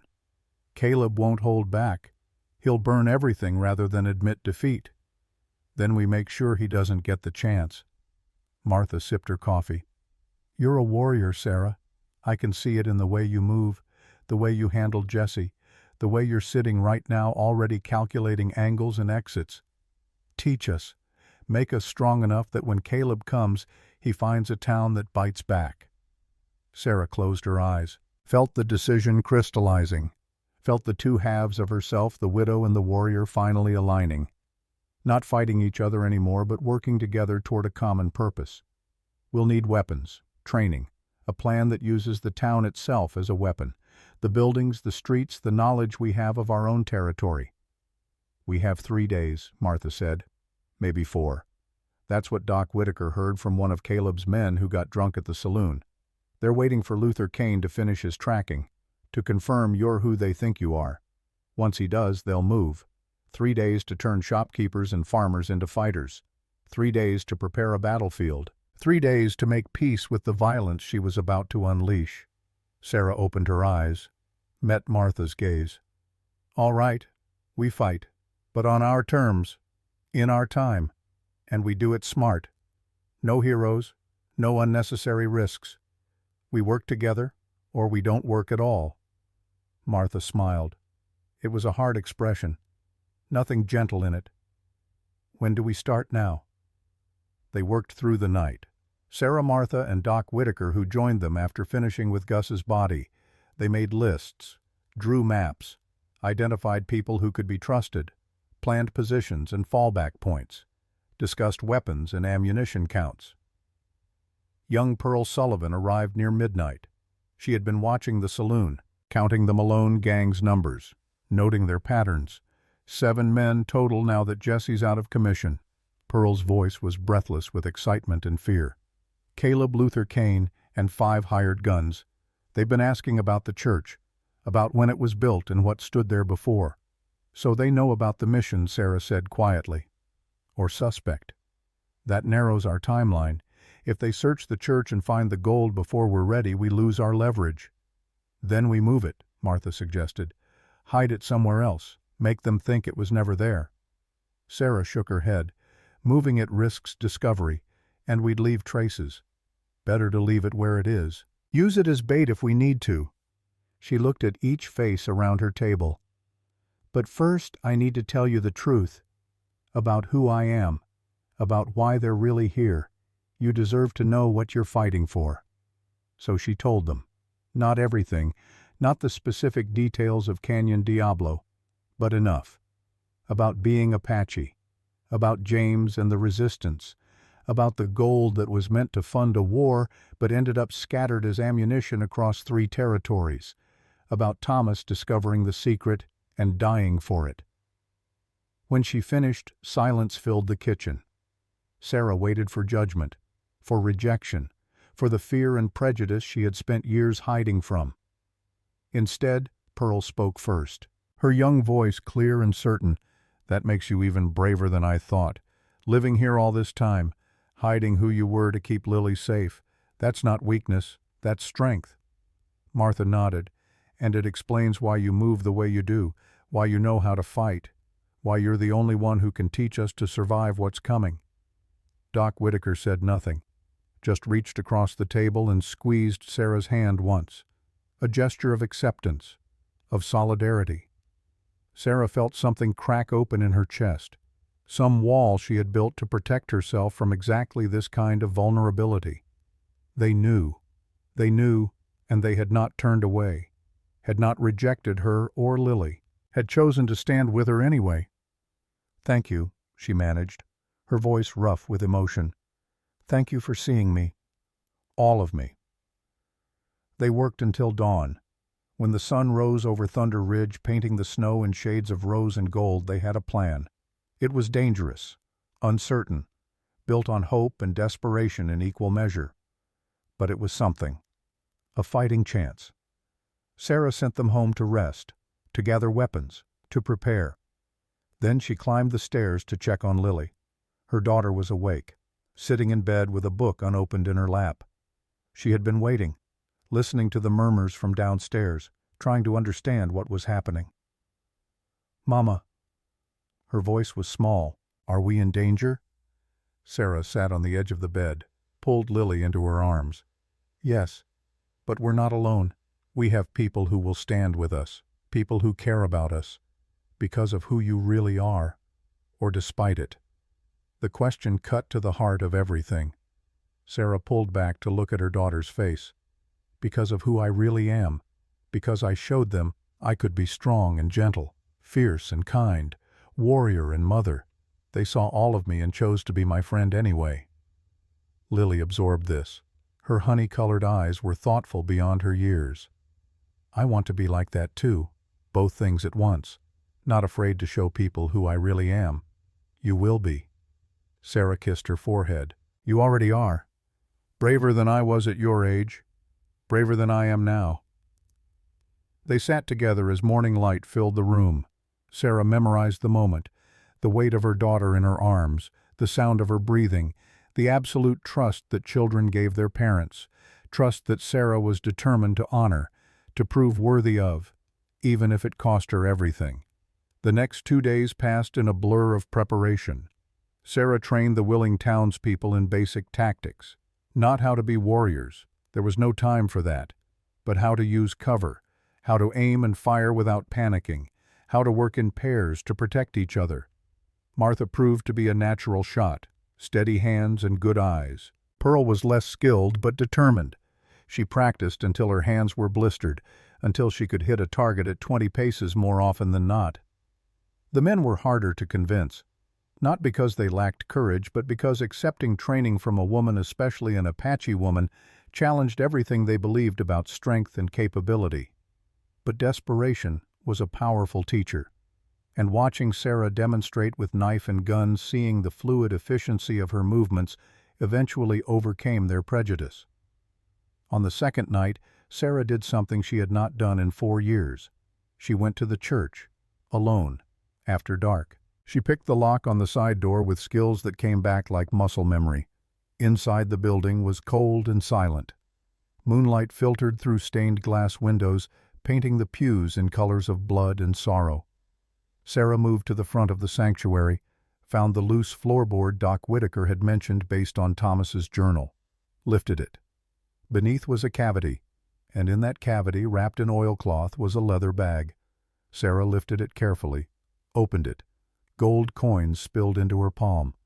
Mexican, old, maybe $5,000 worth. Not the fortune Caleb sought, but enough to change lives, to buy freedom. She sat in the front pew holding that bag, feeling its weight, thinking about James and his choice to melt most of the gold into bullets, to choose resistance over riches, to value freedom more than security. And she thought about Thomas, about him finding this hiding place, planning to use it to buy her and Lily a new life, dying before he could tell her, taking that final gift to his grave. She could take this money and run, could be gone before dawn, could give Lily everything Thomas had dreamed of: safety, education, a future without fear. But running meant leaving Martha and Pearl and Doc Whitaker to face Caleb alone, meant abandoning people who had chosen to stand with her, who had seen her truth and accepted it. Sarah looked up at the cross hanging above the altar. She was not a Christian, had never fully understood their God or their rituals, but she understood sacrifice, understood the weight of choices that affected more than just yourself. She took 1 gold coin, slipped it into her pocket. Then she rewrapped the bag and placed it back in its hiding place, replaced the floorboard, made everything look untouched. That single coin felt like a talisman, a promise, a reminder of what she was fighting for. Not gold, not revenge, but the right to exist, to be whole, to protect the people she loved. She left the church as quietly as she had entered, walked home through streets that slept peacefully, unaware of the storm gathering, unaware that tomorrow would change everything. At her cabin she found Lily awake despite the late hour. Her daughter sat at the kitchen table with paper and pencil, drawing. When Sarah looked at the picture, her breath caught. It was her, both versions. On one side of the page, Sarah Morrison in her widow's dress. Gentle, quiet, safe. On the other side, a warrior woman with a knife and fierce eyes. Strong, dangerous, free. And in the middle where the two figures met, Lily had drawn them holding hands. Connected, unified. "This is you, Mama." Lily's voice was certain. "Both of you together. That's who you really are." Sarah knelt beside her daughter, pulled her close. "Yes, that's who I am. Both. Together. Whole." They went to bed shortly after. Sarah lay in the darkness, listening to Lily's breathing slow and steady into sleep, and she made her peace with what was coming, with the violence, with the possibility of death, with the certainty that tomorrow would test everything she had become. She was ready. The third day dawned clear and cold. Sarah rose before the sun. She strapped on her gun belt, tucked James's knife into her boot, checked her weapons with methodical care. Then she made breakfast for Lily, braided her daughter's hair, did all the normal morning rituals that made life feel solid and real. When Lily left for her hiding place at Doc Whitaker's clinic, the place they had agreed was safest, Sarah held her for a long moment, breathed in the scent of her hair, memorized the feel of her small body. "I love you, more than anything in this world or the next." "You know that," Lily nodded against her chest. "I know, Mama. I love you too. Be brave, be smart, and remember, no matter what happens, you are exactly who you're meant to be." After Lily was safely hidden, Sarah joined Martha and Pearl at the general store. They had transformed the building into a fortress, barricaded windows, positioned weapons, created firing positions that covered the street. The men were spread throughout other buildings, following the plan, waiting for Sarah's signal. Around noon, Luther Kane appeared. He rode into town alone, stopped his horse in the middle of the street, looked directly at Sarah where she stood in the store window. She stepped outside, faced him across 20 yards of open ground. The professional killer and the warrior mother, two people who understood violence in ways the townspeople never would. "Nalin Chaska." Luther's voice carried clearly. "I know who you are. Knew it the moment I saw you move. The way you hold yourself, the way you scan for threats. You can't hide that. Not from someone who knows." Sarah said nothing, just waited. "Let him make his play. Caleb wants you to know he's coming tonight. With all his men. He's going to burn this church, dig up that gold, and then he's going to burn this whole town for making him work so hard. Unless you give him what he wants now. Tell him where the rest of the gold is. Save all these people the trouble of dying for you." Sarah's hand rested on her gun. Casual. Ready. "Tell Caleb the gold is gone. Melted down years ago by my husband. Used to buy bullets for the Apache resistance. There is no treasure. Just a few coins hidden in a church. Not worth dying for. Not worth killing for." Luther's face showed surprise. Then something like respect. James Chaske was smarter than anyone gave him credit for. Turned greed into weapons. Chose principle over profit. He shook his head slowly. "Caleb won't believe it, won't accept it. He spent too many years hunting this prize. He'll tear this town apart looking for what doesn't exist. Then he'll find me waiting." Sarah's voice was hard, cold. "Tell him to come. Tell him to bring everyone he has. Tell him that Nalin Chaske is done hiding, done running. If he wants war, he can have it. But he should know that I survived Canyon Diablo, survived his massacre. And I remember every face of every soldier who died that day, including his." Luther went still. "You know." "I know." Sarah took a step forward. "I know he led that raid, know he killed my husband, know he created the very situation that led to this moment. Tell him that when he comes tonight, he'll finally get what he's been searching for all these years. Not gold. Justice. For the families he destroyed. For the people he murdered. For the world he helped tear apart." Luther studied her for a long moment. Then he did something unexpected. He dismounted, walked his horse to the hitching post, tied it carefully. When he turned back to Sarah, his hand was nowhere near his gun. "I was 10 when the army took me from my mother, forced me into their school, beat the Apache out of me, made me hate what I was. I've spent 20 years killing my own people for white men's approval, thinking if I was good enough, cruel enough, they'd finally see me as one of them." Sarah heard the pain in his voice, the self-loathing. "I'm sorry. Don't be." Luther's smile was bitter. "It was my choice, my weakness. But today I choose differently. Today I remember that my mother called me Swift River, that I once had a name that meant something beyond death. So I'm telling you this, Caleb has 8 men now. He hired 2 more yesterday. They'll come from 3 directions, fire and chaos. He wants you so distracted you won't see him coming until it's too late. Why are you telling me this?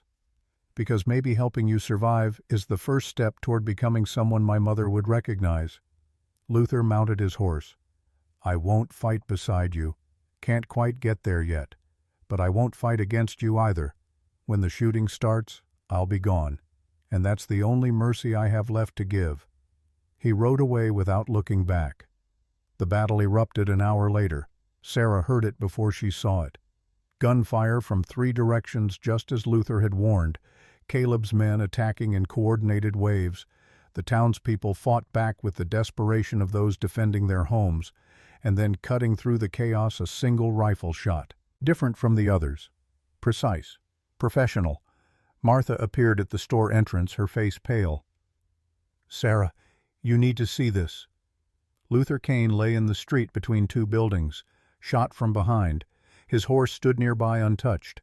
Someone had been waiting for him, someone who knew he would betray Caleb. Sarah knelt beside him. He was still alive barely, blood spreading across the dirt beneath him. "One of them," Luther managed.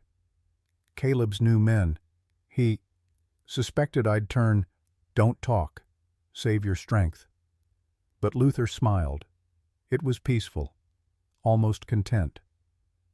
"My mother's name was Morning Rain. I remember now. I remember who I was, before they made me hate it." His eyes found hers, held. "Tell your daughter, it's never too late to come home to yourself." Then he was gone. Another warrior. Another man who had tried in his final moments to choose differently. Sarah closed his eyes, whispered a prayer in Apache. For Swift River. For the boy who had been taken. For the man who had spent his last breath trying to reclaim what had been stolen. Jesse Malone would pay for this. But first Caleb. Sarah watched him go and felt cautious hope. Luther was broken, damaged beyond easy repair. But he had made a choice, had taken a first step.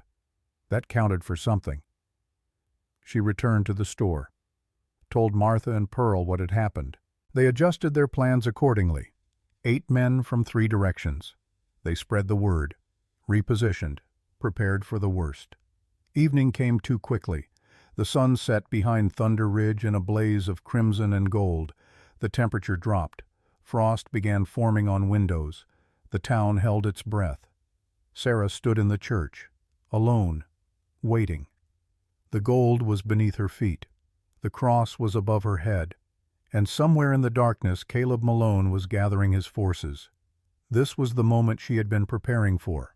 Not just the last 3 days, but the last 4 years. Every morning she had chosen to be Sarah Morrison.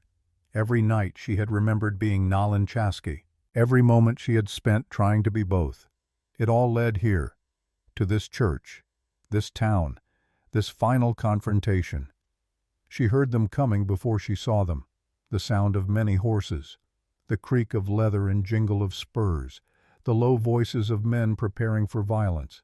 Sarah walked to the church door, opened it, stepped out into the cold night air. Caleb Malone sat his horse at the head of his small army, 8 men, just as Luther had said. They carried torches that painted their faces in flickering orange light, made them look like demons, like harbingers of apocalypse. Caleb dismounted slowly, walked toward her with measured steps. When he was close enough for her to see his face clearly, she saw the madness there, the obsession, the need that had consumed him for so many years it had become his entire identity. Sarah Morrison, or should I say, Nayland Chaskey. His voice was conversational, almost friendly. You've led me on quite a chase. 4 years of following whispers and rumors. Finally I find you, living quietly in this nothing town, playing at being civilized. Sarah kept her hands visible, relaxed. I've been many things, Caleb. A daughter, a wife, a mother, a warrior, a widow. All of them true, all of them me. What have you been? Besides obsessed. Caleb's smile was empty. A man seeking justice, seeking closure, seeking the gold that was taken from my family, that was purchased with my sister's blood, my parents' lives. The gold is gone. Sarah's voice was gentle now, understanding. James melted it down, used it to fight back against the people who killed his family, just like you've been fighting back against the people who killed yours. You're more alike than you want to admit. Lies. Caleb's hand moved toward his gun. You're protecting it, hiding it. But I'll find it, even if I have to burn this whole town, even if I have to kill every person here. I'll find what's mine.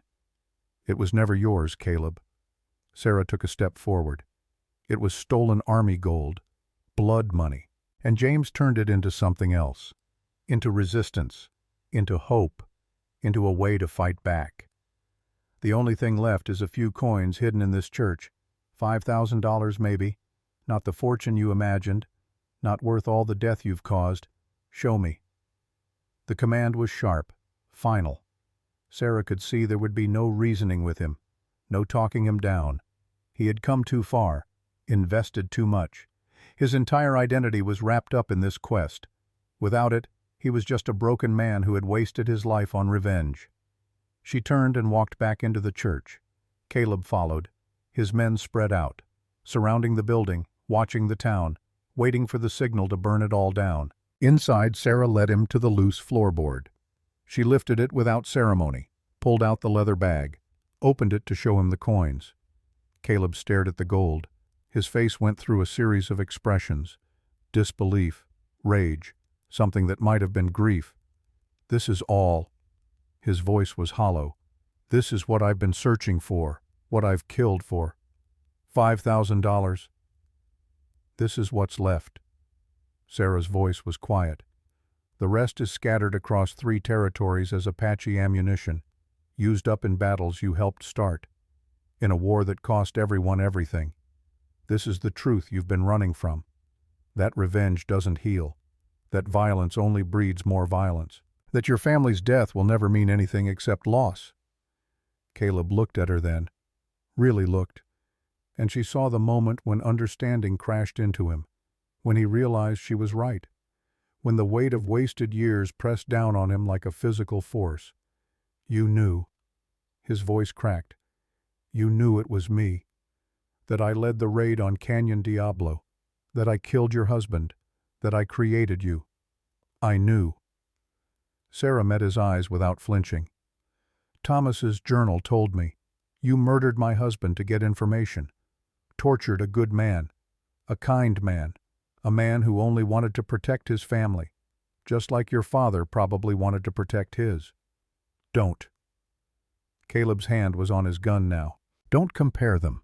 Don't make this about redemption or understanding. I am what I am. What you made me. What this world made me. No. Sarah's voice was firm. You are what you chose to become. We all are. I chose to survive, to build, to protect. You chose revenge, destruction, endless hunting. We both lost everything, but only one of us learned how to live with it. The silence stretched between them. Sarah could see the war happening behind Caleb's eyes, the last gasps of a man who wanted to be better but did not know how, who had defined himself by hatred for so long he could not remember who he was without it. She did something then that surprised them both. She reached into her pocket, pulled out the single gold coin she had taken, held it out to him. Take this. Leave this place. Leave these people. Go somewhere far from here and try to build something instead of destroying. It's not too late, Caleb. It's never too late to choose differently. His hand reached for the coin, trembling. For one perfect moment Sarah thought he might take it, might accept the gift, might step away from the abyss he had been circling for so long. Then a gunshot shattered the moment. Caleb jerked, staggered, blood bloomed across his chest. He looked down in surprise, then back at Sarah with eyes that held questions he would never get to ask. He fell, heavy and final. Sarah spun, saw Sheriff Thompson standing in the doorway, gun still smoking, face pale but determined. "I saved you."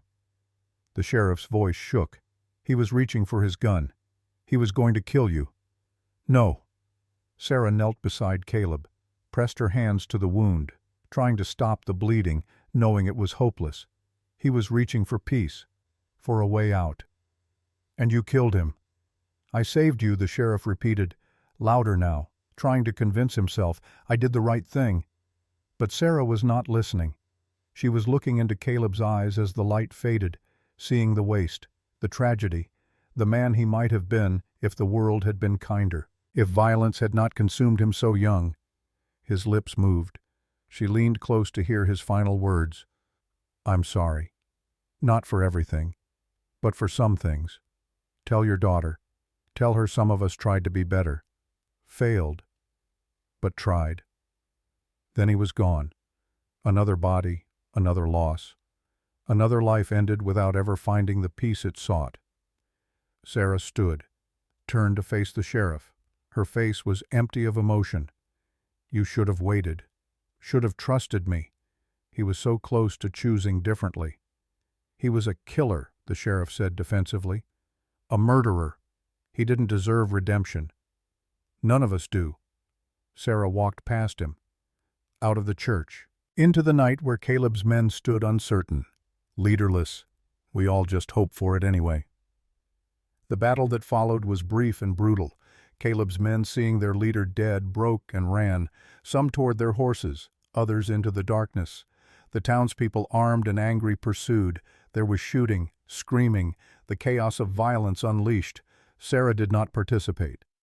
She walked to Doc Whitaker's clinic, pushed through the door, found Lily hiding in the back room just where she was supposed to be. She gathered her daughter into her arms and held her while outside the town finished what Caleb had started. The burning, the bloodshed, the terrible arithmetic of violence. When it was over, 3 of Caleb's men were dead. 2 were captured. The rest had fled into the night. On the town side, 1 man dead, 4 wounded. Martha Chen among them, shot in the leg but alive, defiant. The church still stood. The gold remained hidden. And Sarah Morrison, also known as Nalan Chaske, sat in the clinic holding her daughter and wondering what came next. The aftermath was complicated. Some townspeople wanted Sarah gone, wanted to return to the quiet fiction they had believed before, that violence could be kept at bay by simply pretending it did not exist. Others wanted her to stay, wanted to learn more from her, wanted the strength she represented, the possibility that you could be more than one thing, that survival sometimes required embracing all parts of yourself. Pastor Williams called for a town meeting, a vote, whether Sarah and Lily could remain in Redemption Falls. Sarah attended with her head high. She wore her widow's dress, but the gun belt was visible. No more hiding, no more pretending. She was both women now, openly, completely. She stood before the assembled townspeople and spoke, not about violence or survival, but about identity, about the cost of denying who you were, about the strength that came from accepting your whole self. "I am Apache. I am Sarah Morrison. I am a warrior and a mother. I am all of these things at once, and so is my daughter. We contain multitudes. We are complicated, just like all of you. The question is not whether you can accept me. The question is whether you can accept that people are more than one thing, that we are all walking contradictions, all trying to be better while carrying the weight of who we've been." The vote was close, painfully close. But in the end, more people chose acceptance than rejection. More people chose the possibility of growth over the comfort of prejudice. Sarah and Lily could stay. 6 months passed. Spring came to Redemption Falls with warmth and new growth. Sarah opened her school in the building that used to be Caleb's temporary headquarters. She taught children of mixed heritage: Apache, Mexican, Chinese, anyone who felt caught between worlds, anyone who needed to learn how to be whole. Lily was her first student. Her daughter learned to read and write in both English and Apache, learned to shoot and to heal, learned that strength came in many forms and that you could honor all parts of your blood without shame. Martha Chen recovered from her wound, walked with a slight limp now but wore it like a badge of honor. She and Sarah became true friends, sisters in everything but blood. Pearl Sullivan grew up faster than anyone expected, became Sarah's teaching assistant, learned that you could admire strength without needing to be strong in exactly the same way. Doc Whitaker tended the wounded and the sick, never spoke of that night, never judged, just healed whoever needed healing. And Sarah, alone in her cabin late at night, sometimes took out 3 items and placed them on her table: Thomas's wedding ring, James's knife, and the gold coin she had tried to give Caleb. She did not choose between them, did not value one over the others. They were all part of her story, all threads in the tapestry of who she had become. One evening, as the sun set behind Thunder Ridge, painting the sky in familiar colors of blood and gold, Lily asked the question Sarah had been waiting for. "Mama, which life was better? When you were Nalin or when you became Sarah?" Sarah smiled, pulled her daughter close. "Neither was better. Both were necessary. I needed to be Nalin to survive, needed to be Sarah to heal, and now I'm both. Whole, complete, stronger than I was as either one alone." She walked outside with Lily. They stood in the yard watching the sunset, the same sun that had watched over Canyon Diablo, over Thomas's death, over Caleb's wasted life, over all the violence and loss and terrible choices that had led to this moment, but also the sun that watched over this small school, these healing friendships, this daughter who would grow up knowing both sides of herself, this town that had chosen however narrowly to see past fear to possibility. Redemption Falls had earned its name that winter, not through violence, not through victory, but through the harder work of accepting complexity, of choosing growth over comfort, of learning that redemption was not forgetting who you were, it was accepting all of who you were. Sarah looked down at Lily's upturned face, saw James's determination there, Thomas's kindness, her own strength, all mixed together into something new, something that belonged fully to neither world but drew power from both. "Tell me the story again," Lily requested. "About the ember." Sarah smiled. "Once there was a woman who tried to extinguish the fire inside herself, tried to become only ash, only silence. But embers are patient. They wait in darkness. They preserve heat against the cold. And when the time is right, when they are needed most, they remember how to burn." And the town. The town learned that sometimes the safest thing is not to put out the fire. Sometimes the safest thing is to let it burn, to let it clear away the old growth, to let it make space for something new to take root. They stood together as stars began appearing in the darkening sky, the same stars that had watched over generations of Apache, the same stars that would watch over Lily and her children and all the complicated, beautiful, contradictory people who would come after. Sarah Morrison, also known as Nalin Chaska, had finally come home. Not to a place, not to a single identity, but to herself, whole and complete, warrior and widow, mother and fighter, everything at once. The ember no longer burned alone in darkness. It burned bright and steady, warming those who gathered near, lighting the way forward, proving that even the smallest fire properly tended could survive the longest night and welcome the dawn. And that was enough. That was everything. That was redemption.